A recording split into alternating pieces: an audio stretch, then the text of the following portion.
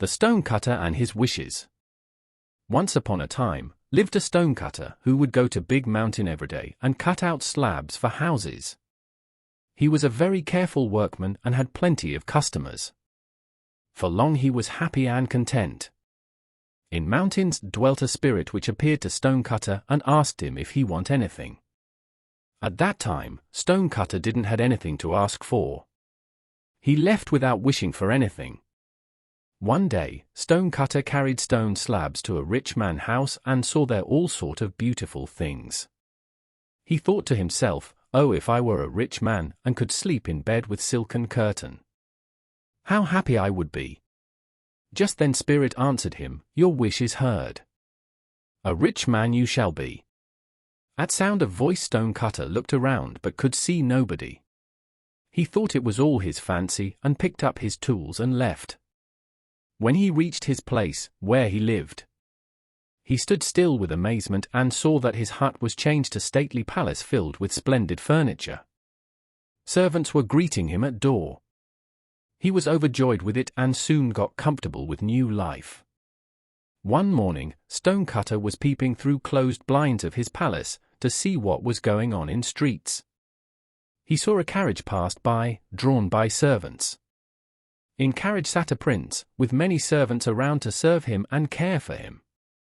Seeing Stonecutter thought, "Oh, if I were a prince, and could go in such a carriage, have golden umbrella, how happy I would be." And just then a voice answered, "Your wish is heard." Next moment, he was prince. Before his carriage rode one company of men, servants waiting for his orders. He got everything that his heart could desire. But yet it was not enough. He looked around, saw that in spite of water he poured on grass, rays of sun scorched it, and in spite of umbrella over his head, each day his face grew browner and browner. He cried in anger, "Sun is mightier than I. Oh, if I were only the sun."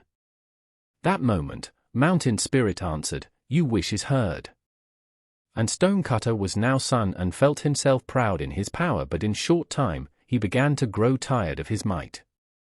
Discontent once more filled his soul, and when a cloud covered his face and hid earth from him, he cried in anger, "Cloud, hold captive my rays, and is it mightier that I?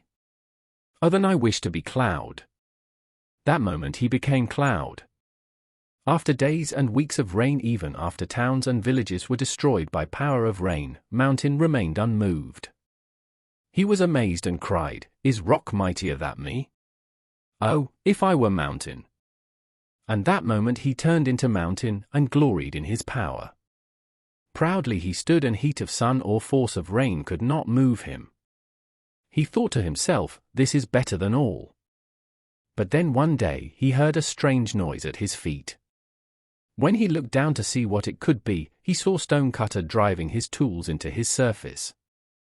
Even while he looked, a trembling feeling ran all through him, and great block broke off and fell upon ground. He cried in wrath, "Is a mere child of earth mightier than a rock, a mountain? Oh, if I were only a man." Mountain Spirit answered, "Your wish is heard. Man once more you shall be." And man he was. In sweat of his brow, he toiled again at his trade of stone cutting. His bed was hard and food scanty, yet he was happy. He learned to be satisfied with it and didn't long anything any more. He was happy and didn't have any more desire to be greater or mightier than other.